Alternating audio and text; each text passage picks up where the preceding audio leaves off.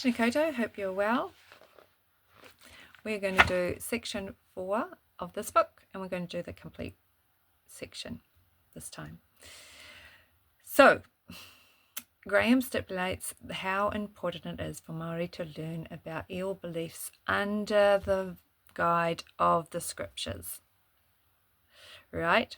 In Isaiah, it reminds us that law and testimony is important. And if they do not speak according to the word, it is because they have no light in them. Meaning, Graham is stipulating that there is a satanic realm. We are to be aware of it. Additions have been passed on with additions that make things more deceptive than what we think. And this is, in an oral culture, it is inevitable that this would occur. And even in written culture, when you think about like the Catholics, how they have the original of the original, and yet it doesn't always go to the laity, right? So it's okay. But it requires those that really seek to will always find, right? There's a lot in this book that Graham uses the word eo and something else, like eorol, eternal. Eo matua, meaning parent of all things. Eo matawahi, head of the water. And in Psalms 36:9, he says he is the foundation of waters. So, like, he has given biblical references and the names that they're using in ancient Hawaii to establish an understanding of God. God is progressive when he is describing himself. And we can see that in Job, and we can see that in Genesis. He uses names to describe, to progressively reveal himself to his people. And also on some occasions, we people, mankind, has developed names for God when we consider what he has done for us in different circumstances, the miracles that he's provided, and so to interventions whenever he's intervened. We've called him Saviour, the God of victory, or whatever like this, right? Graham recalls from previous chapters that Polynesian people come from Canaan, from the land of Canaan and the Red Sea. They are also awarded with a corresponding culture, which is very, very similar to the household of Abraham, which is a wonderful reference. There is also an understanding that Graham stipulates that was really an understanding that happened in Hawaii in the 1920s. The king of Hawaii, which I will never pronounce his name, trusted Abraham Forlander, which we've read about in the other chapters, to find the old Hawaii before it was too late.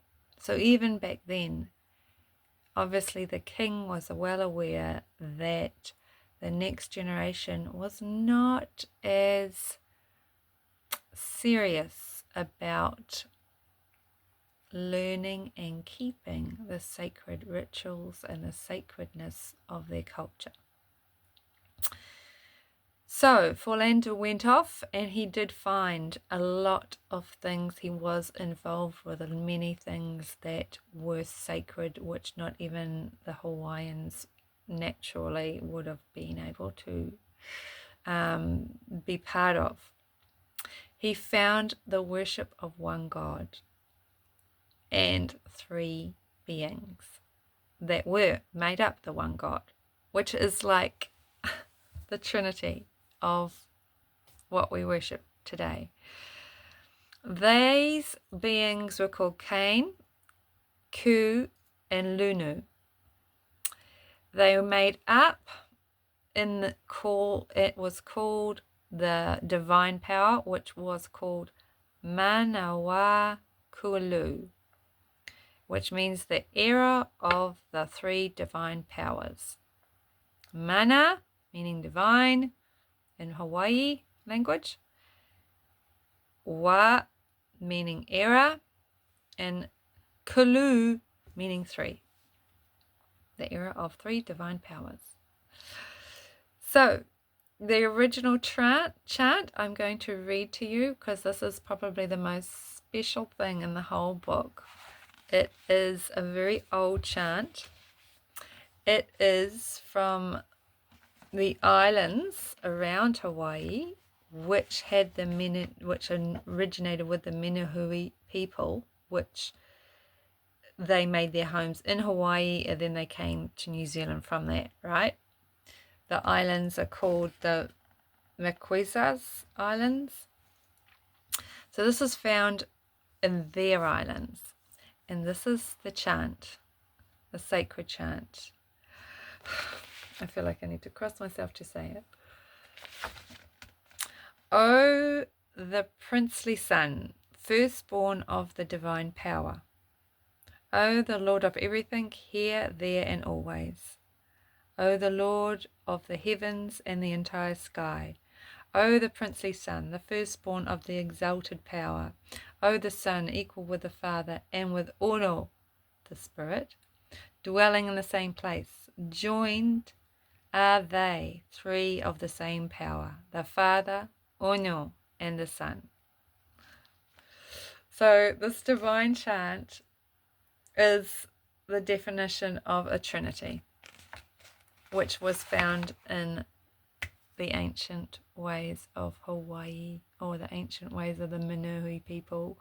So this is so precious, and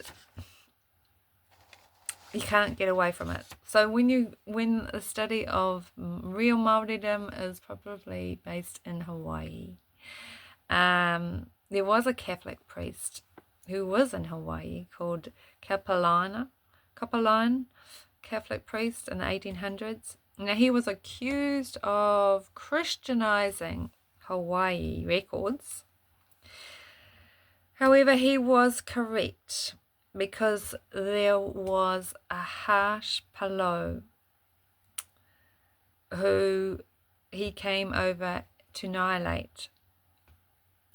How he did it was he gave power to the chiefs, more power to the chiefs, more power to the people, to the power.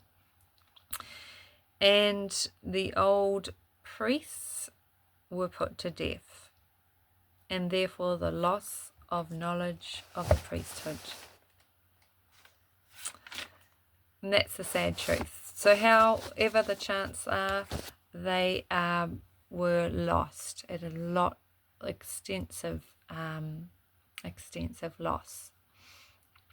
So many of the historians, though, in Hawaii will tell you, there's another lady, Catherine, which we talk about in here.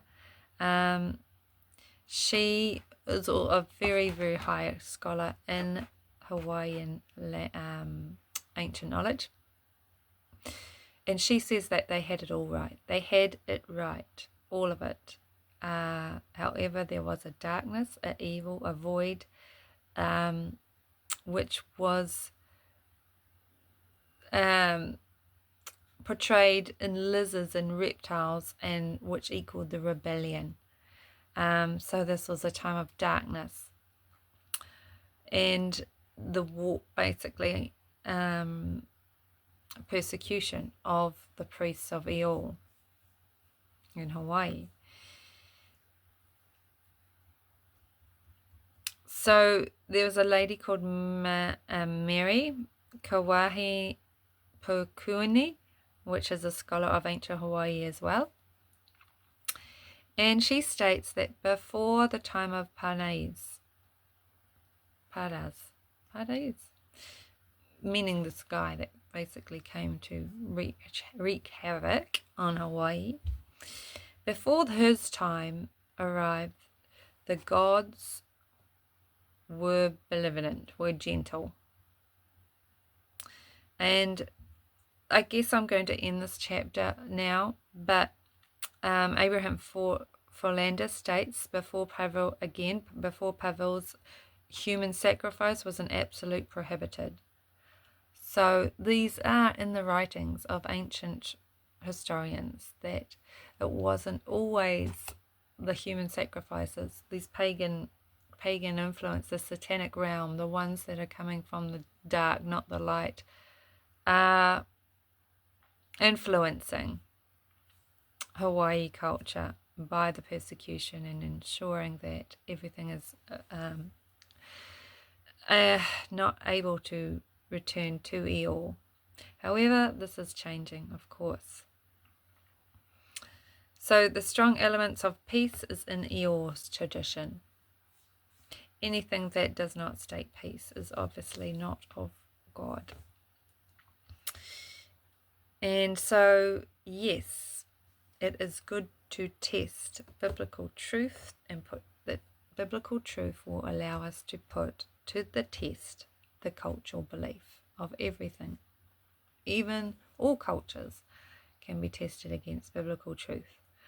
And you'll find, as Abraham Forlander says, there is a certain creed in every religion, in every culture, which is perfectly true and godly. So anyway, we thank you very much for joining me this so far, and I hope to do the last chapter very, very soon. Take care. Bye-bye.